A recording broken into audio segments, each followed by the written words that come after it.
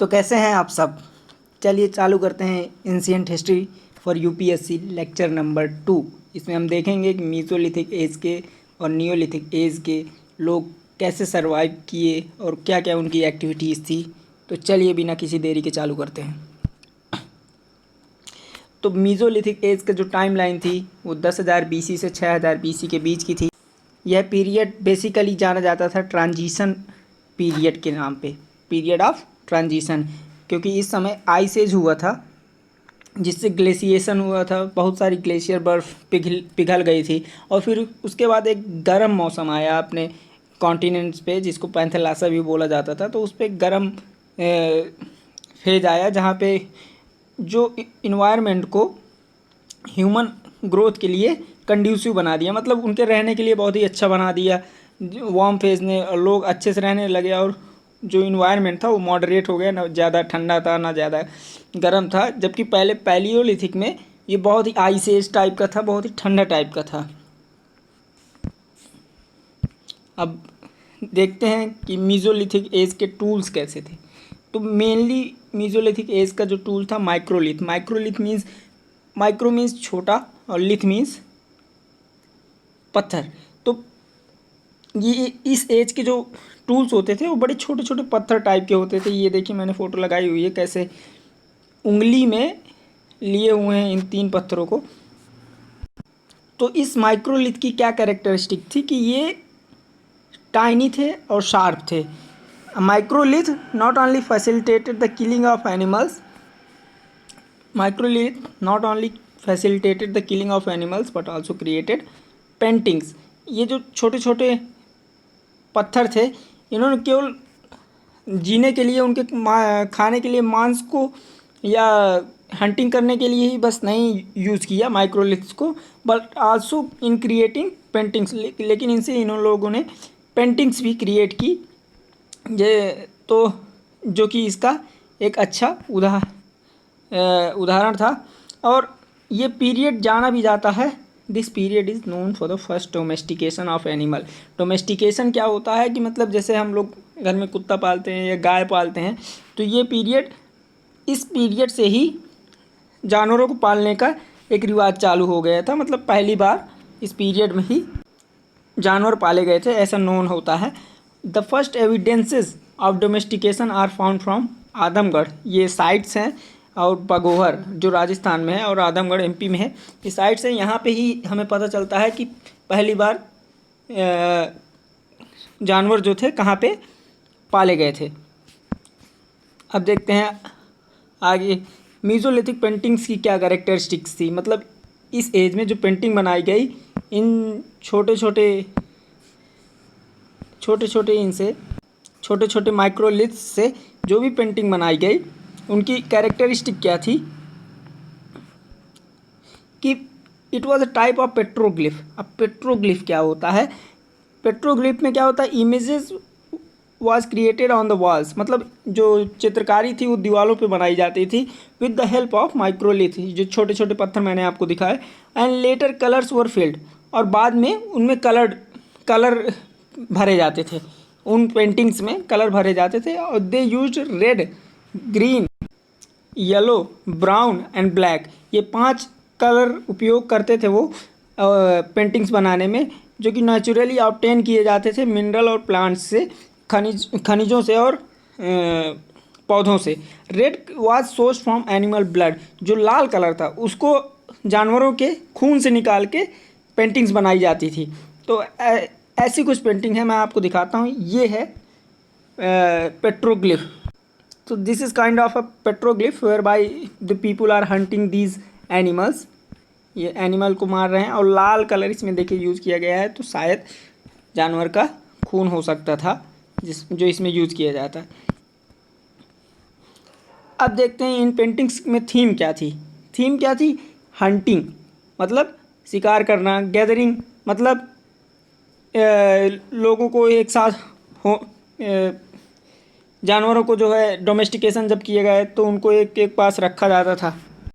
और फाइटिंग होती थी, मतलब लड़ाइयाँ ऑर्गेनाइज कराई जाती थी, सेलिब्रेशन होते थे, ग्रुप डांस होते थे, सेक्सुअल यूनियंस, मतलब जिसको हम बोलते हैं, ऑर्गी भी बोलते हैं, तो वो भी ऑर्गेनाइज किए जाते थे। और फैलस वर्शिप, फैलस क्या होता है? मेल सेक्सुअल ऑर्गन होता है, मतलब व्यक्ति का जो आदमी का लिंग होता है, और योनि वर्शिप जो औरत का लिंग होता है, फीमेल सेक्सुअल ऑर्गन, उनकी भी पूजा की जाती थी। और हाउस होल्ड चोर्स होते थे, मतलब घरेलू काम होते थे। एनिमल राइडिंग होती थी। तो अब इसमें देखिए, एनिमल राइडिंग मतलब जानवरों को जैसे घोड़ा दौड़ाना, ये से। तो इनमें दो चार चीज़ें हैं जो हमें ध्यान देना है कि डिवीज़न ऑफ लेबर इसमें क्या दिखाता है कि हंटिंग, फाइटिंग एंड सेलिब्रेशन, ये डिवीज़न ऑफ लेबर दिखाता है हमको। और domestication of animals, hunting and gathering, ये इसके एविडेंस हैं जो कि हम पेंटिंग से प्राप्त कर सकते हैं। अब सेंस कम्युनिकेशन एंड कोऑर्डिनेशन, ये हम कहाँ से देखेंगे? सेलिब्रेशन एंड ग्रुप डांस, मतलब कि उनमें जो भावनाएं आती थी, एक दूसरे से बात करने की जो बातें थी, कोऑर्डिनेशन थे। जब वो एक दूसरे से बात करते थे, कोऑर्डिनेट एक दूसरे का साथ देते थे, तो वो हम यहाँ से एविडेंस प्राप्त कर सकते हैं कि जब वो सेलिब्रेशन मनाते थे, ग्रुप डांस होता था, तो हम यहाँ से उसके साक्ष्य प्राप्त कर सकते हैं। और प्रिमिटिव वर्शिप क्या होती है? मतलब बहुत ही पुरानी मान्यता की जो पूजाएं होती थी, तो वो हम यहाँ फैलस वर्शिप, इनकी पूजा से और योनि वर्शिप से प्राप्त कर सकते हैं कि बहुत ही पुरानी मान्यताओं की ये पूजा करते थे। तो इन सब चीज़ों को हमें याद रखना है कि हम कैसे पेंटिंग से ये सब चीज़ें साक्ष्य प्राप्त करते हैं। अब चलिए देखते हैं नियोलिथिक फेज़ को। तो नियोलिथिक फेज़ की जो टाइमलाइंस थी वो 6000 बीसी से 3000 बीसी के बीच की थी। इसमें क्या थे? पॉलिश्ड स्टोन के टूल्स क्रिएट किए जाते थे, मतलब जो स्टोन होते थे उनको पॉलिश किया जाता था और उसके टूल्स क्रिएट किए जाते थे। बेसिकली नियोलिथिक फेज़ में जो मानव था वो काफ़ी विकसित हो चुका था, इसलिए उसे काफ़ी चीज़ें प्राप्त हो चुकी थी। बोन टूल्स वर फ्रिक्वेंटली यूज्ड, मतलब हड्डी से बने हुए जो हथियार होते थे वो ज़्यादातर यूज होते थे। And instances of bow and arrow was very common, मतलब धनुष और बाण को बहुत ही ज़्यादा यूज किया जाता था, उनका प्रयोग किया जाता था। The most important achievement of this period was the start of the agricultural practices, मतलब इस फेज का जो सबसे महत्वपूर्ण उपलब्धि थी कि इसमें खेती बाड़ी स्टार्ट हो चुकी थी।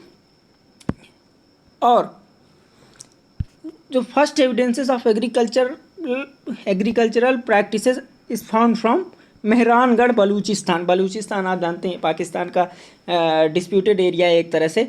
तो वहाँ पे एक जगह है मेहरानगढ़, वहाँ पे इस एग्रीकल्चरल प्रैक्टिसेस के जो नियोलिथिक में हुई थी उनके पहले सबूत मिलते हैं। People started to live at one place and they also invented wheel and pottery. पहले क्या होता था, लोग जो नोमैडिक टाइप के होते थे, मतलब यहाँ से वहाँ घूमते फिरते रहते थे और अपने जानवरों को डोमेस्टिकेट करना वो सीख ही चुके थे, मीजोलिथिक में पालना सीख चुके थे, तो उन्हीं को पालते थे और उनको चराने के लिए यानी कि ग्रेजिंग कराने के लिए एक से दूसरे प्लेस पर जाते रहते थे। तो इस फेज में क्या हुआ कि वो एक ही स्थान पर रुकना उन्हें आने लगा, वो एक स्थान पर रुकने लगे और उन्होंने व्हील यानी कि पहिए का और पॉटरी यानी कि बर्तनों का आविष्कार किया। They mastered the control use of fire, मतलब वो आग तो जानते थे, आग जलाना वो जानते थे, लेकिन उसको कंट्रोल वे में कैसे यूज़ करना है कि जैसे अब हमने मछली जलानी है तो हमें कैसे भूंजना है, उसका एक कंट्रोल यूज़ वो इस पीरियड में जानने लग गए। तो यहाँ से ख़त्म होता है हमारा नियोलिथिक फेज और नया टॉपिक चालू होगा कल से, इंडस वैली सिविलाइजेशन। आज मुझे वीडियो लाने में थोड़ा लेट हो गया, लेकिन कोई बात नहीं, अब वीडियो रोज़ इसी टाइम पे आएगी। और आप सब अपना प्यार ऐसे ही बनाए रखिए और मुझे बहुत अच्छा लगता है आप मुझे इतना प्यार प्रदान करते हैं। आप सभी को बहुत बहुत धन्यवाद और प्लीज़ सब्सक्राइब करिए, अगर वीडियो अच्छा लगे लाइक करिए और अपने प्रिय मित्रों को भी ये शेयर करिए ताकि उनके पास भी यह वीडियो पहुंच सके। मैं बहुत ही मेहनत से ये आपके पास लाता रहता हूं और आगे भी टॉपिक लाऊंगा। अब आगे हम जाके पढ़ेंगे इंडस वैली सिविलाइजेशन, कैसे उसका उद्भव हुआ, क्या क्या उसकी साइट्स थी, कैसे उसका डिमिनिशन हुआ, उसमें बहुत सारी डिमिनिशन में उसके बहुत सारी मतभेद हैं कि फ्लडिंग से हुआ कि फेमाइन से हुआ, यानी कि मतलब बाढ़ से हुआ या फिर महामारी से हुआ। तो ये सब हम अगले टॉपिक में देखेंगे। तब तक के लिए जय हिंद, धन्यवाद।